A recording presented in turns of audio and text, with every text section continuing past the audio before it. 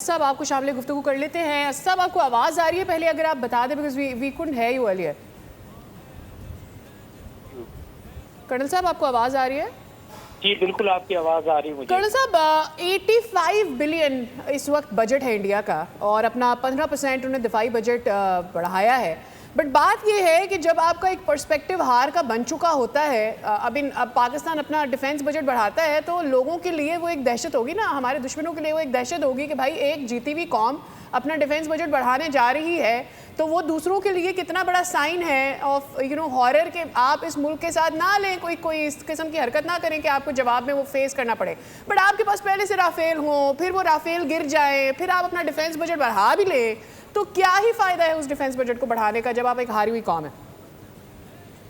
बिस्मिल्लाहिर्रहमानिर्रहीम, thank you very much. You trust me कि जब ये बातचीत हो रही थी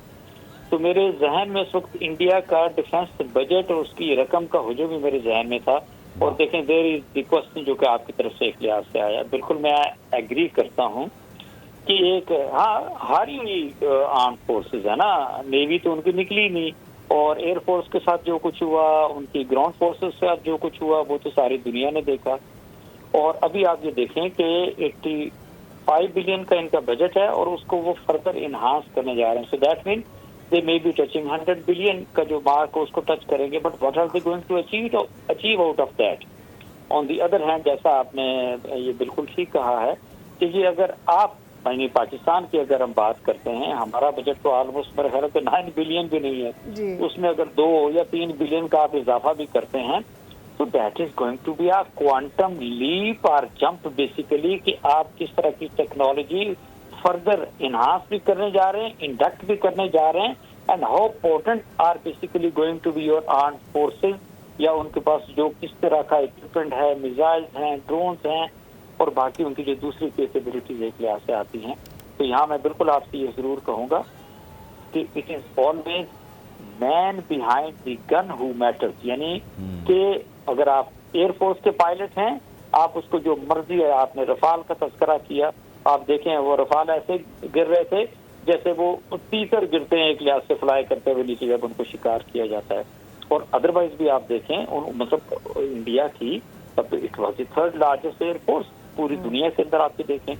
और ये आप उनको फिगर देखें, उनको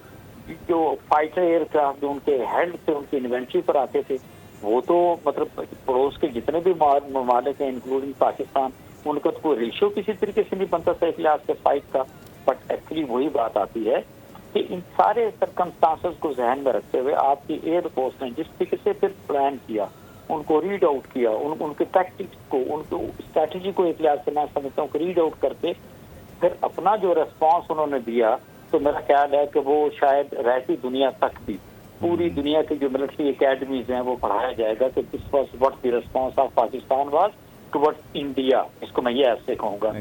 और अभी देखें ना, ये नॉर्मली जब इंडियन चैनल की बात होती है, उनकी प्रोपेगेशन, उनका शोर करना,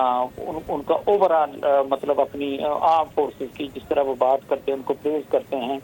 उनकी बॉलीवुड को देखें वो ऐसा लगता है कि उनका एक सोल्जर होता है तो वो तो ऑलमोस्ट कोई 1000 लोगों पे भारी है, बट प्रैक्टिकली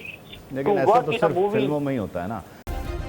सब्सक्राइब करें और बेल दबाएं ताकि कोई खबर रह न जाए।